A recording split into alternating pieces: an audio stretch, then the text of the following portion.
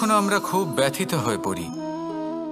আমরা নিজেদের পরিবারের জন্য এত কিছু করি আর তারা আমাদের দেখলেই ভয়ভীত হয়ে পড়ে, আমাদের দেখলে বিরক্ত হয়। কখনো নিজেদের সন্তানকে বিকাশের পথে অগ্রসর করার জন্য আমরা তাদের উপর একটু জোর দিই যাতে তারা পরিশ্রম করে, কিন্তু সেই সন্তান আমাদের উপর বিরক্ত হয়ে পড়ে। কখনো সন্তানকে সঠিক শিক্ষা দেওয়ার জন্য আমরা তাদের কিছু সীমা নির্ধারিত করি, তখন সেই সন্তানের চোখে নিজেদের জন্য আমরা ঘৃণা দেখতে পাই। মানুষ কেন ব্যথিত হবে না? দেখুন, যখন সূচের দ্বারা আপনি বস্ত্র সেলাই করেন তখন সূচের আঘাত সেই বস্তুকে সহ্য করতে হয়, কিন্তু তাতে সেই সূচ বা আপনার উদ্দেশ্যে কোনো প্রভাব পড়া উচিত নয়, কারণ আপনি তো আপনার কর্ম করছেন, আর তাও পূর্ণ নিষ্ঠা ভরে, এবং অবশেষে আপনার উদ্দেশ্য শুভ প্রমাণিত হবে। তাই কেউ বিরক্ত হচ্ছে বলে বা কারোর চোখে নিজের প্রতি ঘৃণা দেখার ভয় কখনো পিছিয়ে যাবেন না। কষ্ট না করে বিকাশ সম্ভব নয়। কর্ম করতে থাকুন, সব কিছু শুভ হবে। আসুন আমার সাথে ভালোবেসে বলুন, রাধা রাধা। সিংহ। কথায় আছে সিংহ হলো বনের রাজা, কিন্তু যখন সিংহের তথা বনের রাজার খিদে পায় তখন তাকেও বাইরে এসে কর্ম করতে হয়। কোনো হরিণ নিজে সিংহের সামনে এসে এটা বলে না যে, আরে আপনি হলেন বনের রাজা, আপনি আমাকে ভোজন রূপে গ্রহণ করুন, আমি নিজের প্রাণদান করতে প্রস্তুত রয়েছি। এমন তো কখনোই হয় না। সিংহকে গুহা থেকে বাইরে বেরোতেই হয়, বনে ঘুরে বেড়াতে হয়, ধৈর্য ধরতে হয়, বিভিন্ন ধরনের পরিশ্রম করার পরেই তার ক্ষুধা নিবারণ হয়। হরিণ নিজে থেকে তার কাছে চলে আসে না। সেইভাবেই জীবনে কি সাফল্য আমাদের কাছে নিজে থেকে হেঁটে আসে? কখনোই আসে না। ততক্ষণ আসে না যতক্ষণ না আমরা পরিশ্রমের পথে চলা শুরু করছি। পরিশ্রম করতে থাকুন, এই পরিশ্রমের পথে অগ্রসর হতে থাকুন। যতক্ষণ আপনি পরিশ্রমের পথ ধরে এগোতে থাকবেন, সাফল্য আপনার কাছে আপনা আপনিই চলে আসবে। তাহলে জীবনে নিরন্তর প্রয়াস করুন, পরিশ্রম করতে থাকুন, সাফল্য লাভ করুন, আর আমার সাথে ভালোবেসে বলুন, রাধা রাধা। ক্রোধ আপনার অন্তরের আরও একটা শত্রু।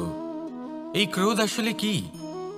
আপনার মনের এক ভাবনা, যা আপনার মনেই উৎপন্ন হয়। এই মন আত্মার সাথে যুক্ত থাকে। এখন একটা ভাবনা যা আত্মার সাথে যুক্ত থাকে তাকে অনুচিত কেন বলা হয় সেটা বোঝার চেষ্টা করুন। ক্রোধ কখনো কখনো জরুরি হয়, বিশেষ রূপে তখন যখন আপনি সঠিক পক্ষে দাঁড়িয়ে রয়েছেন এবং সামনের ব্যক্তি অধর্মের পক্ষে রয়েছেন আর বিনম্রভাবে মানছেন না। যেমন শ্রীরাম ক্রুদ্ধ হয়েছিলেন সাগরের ওপর, ওটা উচিত ছিল, আর তা ততক্ষণই উচিত যতক্ষণ আপনি ক্রোধকে নিয়ন্ত্রণ করছেন। যদি ক্রোধ আপনাকে নিয়ন্ত্রণ করতে শুরু করে তাহলে পরিস্থিতি এমনও হতে পারে, ধরুন একজন ব্যক্তির প্রতি ক্রোধের কারণে আপনি তার ক্ষতি করতে চান। আপনি একটা কয়লা হাতে নিলেন আর সেই কয়লা সামনের ব্যক্তির ক্ষতি করার পূর্বে আপনার হাত জ্বালিয়ে দেবে।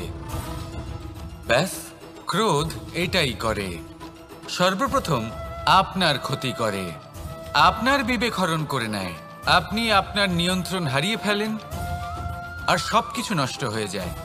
বেশিরভাগ মানুষ ক্রোধে এমন সিদ্ধান্ত নেন যে সেটা তাদেরই বিনাশের কারণ হয়ে দাঁড়ায়। আর কিছু মানুষ বলেন যে আমাদের জীবনে এত যন্ত্রণা আছে, এত সংকট আছে যে ক্রোধ উৎপন্ন হবেই। আর এরকম সময় এটাই উচিত হবে যে আপনি নিজেকে ক্রোধের থেকে দূরে রাখুন আর তারপর সমস্যার নিবারণ করুন। আর এই নিবারণই আপনার জীবনকে একটা শ্রেষ্ঠ স্তরে পৌঁছে দেবে। তাহলে ক্রোধ থেকে দূরে থাকুন, সুপ্রসন্ন থাকুন, আর আমার সাথে ভালোবেসে বলুন, রাধা রাধা। বর্ষা। কখনো অনুভব করে দেখেছেন এই বর্ষা? আকাশ থেকে বর্ষার ফোঁটা ঝরে পড়ে, মিষ্টি ফোঁটা, শীতল ফোঁটা, মনকে পবিত্র করে তোলে, ধরিত্রীর তৃষ্ণা নিবারণ করে, আশপাশটা সবুজে ভরিয়ে তোলে। এবার এই রকম জল আমরা কুয়ো থেকেও পেতে পারি। যদি আমরা ভেবে দেখি যে বর্ষা এবং কুয়োর জলের মধ্যে পার্থক্য কি, তবে পার্থক্য আছে। পার্থক্য হলো ভাগ্য এবং কর্মের। বর্ষা হলো ভাগ্য। প্রকৃতির যখন ইচ্ছে হবে তখন বর্ষা হবে, কিন্তু কুয়ো আমরা এমনি এমনি পাই না। কর্ম এবং পরিশ্রমের দ্বারা একে প্রাপ্ত করতে হয়। এই ধরিত্রীকে খুঁড়তে হয়, অনেক ঘাম ঝরাতে হয়, তবেই আমরা একটা কুয়ো প্রাপ্ত করতে পারি।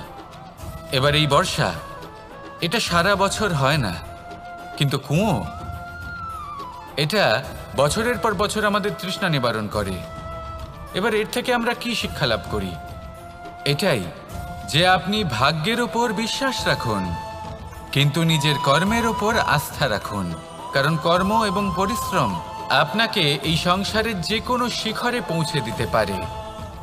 তাহলে নিরন্তর প্রয়াস করুন, কর্ম করুন, আর আমার সাথে ভালোবেসে বলুন, রাধা রাধা। এই সংসারে বড়ই বিচিত্র এক শব্দ আছে, মূল্য। এর প্রয়োগ আমরা জীবনেও করে থাকি, আবার ব্যবসাতেও করে থাকি। একজন উদ্যোগপতি সবসময় বলেন, ব্যবসার মূল্য সবসময় উচ্চমান হওয়া উচিত, তাতে লাভ বেশি। অন্যদিকে আরেকজন ব্যক্তি যিনি পরোপকারী, যিনি ঈশ্বরের দর্শনের অভিলাষী, তিনি বলেন জীবনের মূল্য সব থেকে উচ্চমান হওয়া উচিত। অনেক সময় মানুষ কি করে থাকেন, ব্যবসার এই মূল্য তা উচ্চতার শিখরে পৌঁছানোর লোভে জীবনের মূল্য নামিয়ে ফেলেন। যেখানে এই সমগ্র সংসার প্রেমের দ্বারা চালিত হয়। প্রেমই হলো এই সংসারের আধার। এবার যদি আপনি প্রেম করতে শিখে যান, তাহলে ব্যবসাতে নিশ্চিত রূপে লাভের সাথে সাথে কীর্তি এবং যশ লাভও করতে পারবেন। তা আমি নিশ্চিত রূপে বলতে পারি, কারণ ব্যবসাতে ওঠা নামা এসব চলতেই থাকে।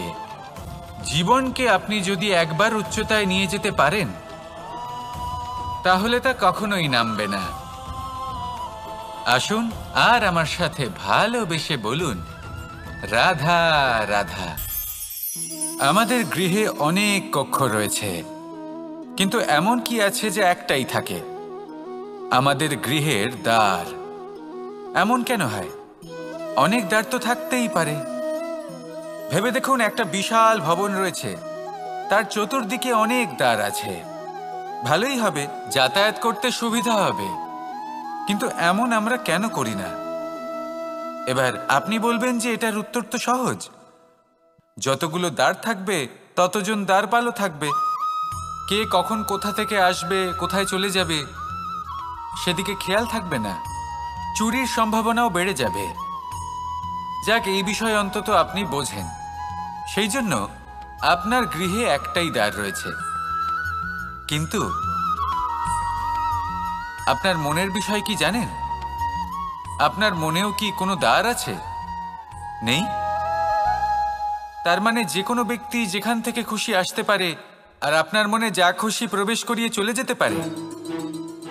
কোনো বাধার সম্মুখীন না হয়ে কোনো ব্যক্তি আপনার মনে যা কিছু প্রবেশ করিয়ে চলে যাবে, তা সে আমাদের পক্ষে শুভ হোক, অশুভ হোক, বা যতই ঘাতক হোক না কেন। সেই ভাবনা হতে পারে বাসনাময়, ক্রোধে পরিপূর্ণ, মতভেদে পরিপূর্ণ, বিদ্বেষ বা অহংকারে পরিপূর্ণ, বা কোনো ব্যর্থ ভাবনা হতে পারে। বিশ্বের যে কোনো ভাবনা মনে এসে বসবাস করতে পারে। এবার মনে যা ভাবনা থাকবে, মন সেটাই অনুভব করবে। নেতিবাচক ভাবনা যদি মনে ঘর করে, মন সুখ অনুভব কি করে করবে? সেই জন্য আবশ্যক হলো মনের মাঝে ইতিবাচক সত্তার দ্বার গড়ে তোলা। অর্থাৎ কোনো ভাবনা যদি আসে এবং ইতিবাচক হয়, তাহলে তাকে মনে প্রবেশ করতে দিন। যদি তা আপনাকে আর্থিক, সামাজিক, পারিবারিক, আধ্যাত্মিক লাভ দেয়, তাহলে তাকে প্রবেশ করতে দিন। যদি না দেয়, যদি তা নেতিবাচক ভাবনা হয়, তাকে দ্বার থেকেই আবার ফিরিয়ে দিন। যত শুভ চিন্তায় থাকবে এই মন, ততই শুভ হবে আপনার জীবন। আর এই মন সুপ্রসন্ন হয়ে বলবে, রাধা রাধা। এবার ধরুন আমাকে দ্বারকা থেকে হস্তিনাপুর যেতে হবে, আর পথে আমি প্রত্যেকটা এমন স্থানে দাঁড়াচ্ছি যেখানে আমার মন আপ্লুত করার মতো কোনো দৃশ্য দেখতে পাচ্ছি, বা কোনো ব্যক্তিকে দেখতে পাচ্ছি, বা কোনো প্রসঙ্গ দেখতে পাচ্ছি, বা কোনো নাটক দেখতে পাচ্ছি। তাহলে কি আমি কখনো হস্তিনাপুরে উচিত সময়ে পৌঁছতে পারবো? কখনোই নয়। মানুষকেও ঠিক এই কথাটাই মাথায় রাখতে হবে। মানুষ মনের মধ্যে একটা লক্ষ্য স্থির করেন, সেই পথে অগ্রসর হয়ে পড়েন। এবার সেই পথে এগোতে এগোতে অনেক মানুষজন, অনেক ঘটনা, অনেক সমস্যা চলে আসে, যার ফলে তার মন বিচলিত হয়ে পড়ে। যদি মন বিচলিত হয়ে যায় তাহলে লক্ষ্যের প্রতি কিভাবে একাগ্রচিত্ত হবেন? সেই জন্য অত্যন্ত আবশ্যক যে আপনি সময়ের সদ্ব্যবহার করুন সেই পথে চলার জন্য। সেই পথে সামনে এগোতে থাকুন, চোখ থাকবে শুধু লক্ষ্যের দিকে। যখনই আপনি বুঝবেন যে আপনি লক্ষ্যভ্রষ্ট হচ্ছেন, আবার সেই পথে নিজেকে টেনে আনুন। ঠিক এইভাবেই এগোতে থাকুন, সাফল্যের শিখরে গিয়ে পৌঁছন, আর সেখানে গিয়ে আনন্দের সাথে উচ্চ স্বরে বলুন, রাধা রাধা। কখনো কোনো নদীকে দেখেছেন? একই আকার, একই স্থান, শুধু প্রবাহিত হতে থাকে। এর মধ্যে কখনো কোনো অপদ্রব্য ফেলে দেখুন, দেখবেন সেটা বেশিক্ষণ সেখানে থাকে না। সেটা নদীর সাথে বইতে থাকে, আর বয়ে যেতে যেতে সাগরে সমাহিত হয়ে যায়, আর শেষ পর্যন্ত সাগর সেটাকে তটে ফেলে দেয়। কিছুটা এমন হওয়া উচিত আমাদের বিচারধারাও। এক স্থানে তা স্থগিত হওয়া উচিত নয়, এটা সবসময় প্রবাহমান হওয়া উচিত। তবেই আমাদের চেতনা, আমাদের মূল্যবোধ এবং আমাদের স্মৃতি, এই তিনটি শ্রেষ্ঠ থাকবে। আর এটাই হলো পুকুর এবং নদীর মধ্যে পার্থক্য। নদীতে জল সবসময় বয়ে চলে, সেই জন্য পবিত্র থাকে, শুদ্ধ থাকে এবং পরিষ্কার থাকে। আর সেখানে এই পুকুরের তলদেশে সব জমা হতে থাকে, আর সেই জন্য তা অপবিত্র হয়ে যায়। তাই সবসময় এই বিচারধারা প্রবাহমান রাখুন। যদি মনে কোনো ভাবনা চলে আসে, সেখানেই থেকে যায় এবং বিদ্যে থাকে, তাহলে তা বের করে দিন, তাকেও বয়ে যেতে দিন, এবং তার যা উত্তর হবে তা সময়ের সাথে আপনার সামনেই চলে আসবে। শুধুই নদীর মতো প্রবাহমান হন, আর আমার সাথে ভালোবেসে বলুন, রাধা রাধা। জন্ম এবং মৃত্যু, একটি হলো জীবনের সূত্রপাত, আরেকটি জীবনের সমাপ্তি। এটা হলো একটি চক্র, এবং প্রত্যেক চক্রের মতোই এটাও যেখান থেকে শুরু হয় সেখানে এসেই সমাপ্ত হয়। অর্থাৎ প্রত্যেক ব্যক্তি যারা জন্ম নিয়েছেন, তার জন্মের সাথে এটা সুনিশ্চিত হয়ে যায় যে তার মৃত্যু হলো অবশ্যম্ভাবী। এই সংসারে এমন কিছুই নেই যা চিরকালের মতো থেকে যায়। এবার এটা আমরা সবাই জানি। আমাদের কাছে যে জীবনটা আছে, যেটা আমরা যাপন করতে পারি, সেই সময়কালে আমরা কি করতে পারি সেটা গুরুত্বপূর্ণ। এমন কিছু করুন যার ফলে মৃত্যুর পরেও আপনি অমর হয়ে থাকবেন। আমাদের কথা, আমাদের কর্ম এই সংসারে প্রেরণা প্রদান করতে পারে। আর যদি আমরা প্রেরণা নাও জোগাতে পারি, তাও এই সন্তোষ বোধ যেন থাকে যে আমরা আমাদের জীবন ব্যর্থ হতে দিইনি। এই জীবন যাপন করার ইচ্ছেতেই আমরা সময় ব্যর্থ করে দিই। আর এই জীবনকে যাপন করার সর্বশ্রেষ্ঠ উপায় হলো এটাই যে কখন আমাদের মৃত্যু হবে, কিভাবে আমাদের মৃত্যু হবে, এই চিন্তা ত্যাগ করে যেন আমরা বর্তমানে বেঁচে থাকি, আজকে বেঁচে থাকি, আজকে দাঁড়িয়ে কর্ম করি, এবং আজ যে সংকট সামনে তার সম্মুখীন হই। ভবিষ্যতের পথ নিজে থেকেই উন্মুক্ত হবে। আপনার জীবনে অনেক বড় বড় বিপদরূপী পাথর আসবে। সেই পাথরগুলিকে এতটাই দুর্বল করে দিন যাতে সেই পথ আপনি অগ্রসর হওয়ার পরে আপনার পেছন পেছন যে সেই পথ দিয়ে আসবেন, তিনিও যেন সহজেই পাথর চূর্ণ করে সামনে অগ্রসর হতে পারেন। মনে রাখবেন, আপনার প্রচেষ্টারও একটা মাহাত্ম্য আছে। যদি আপনি কোনো কেল্লার শিখরে পতাকা উত্তোলন নাও করতে পারেন, তাহলেও আপনার প্রচেষ্টার যে মাহাত্ম্য তা কখনো কমে যাবে না। সেই জন্য প্রচেষ্টা করতে থাকুন, আর আমার সাথে ভালোবেসে বলুন, রাধা রাধা। শব্দ, শব্দ আসলে কি?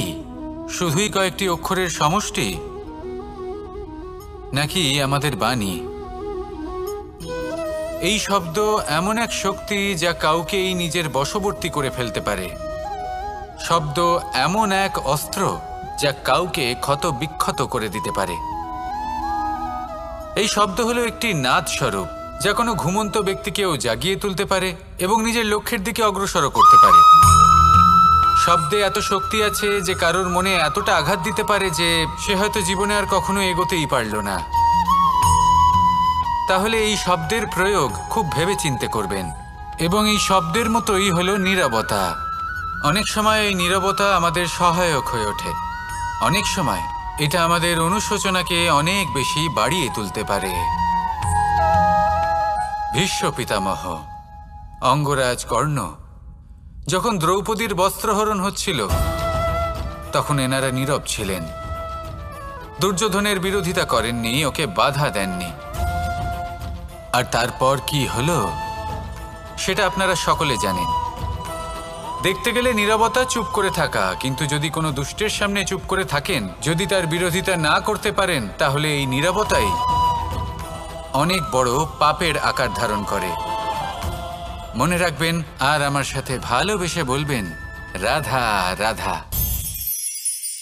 এই সংসারে এমন কোন আবেগ আছে যা সবসময় কটু বলে মনে হয়, কিন্তু সবার শেষে এটি সব থেকে বেশি মধুর উপলব্ধি প্রদান করে, সব থেকে বেশি মধুর অনুভূতি প্রদান করে। উত্তর পেলেন? পেলেন না? আপনাকে একটা উদাহরণ দিই।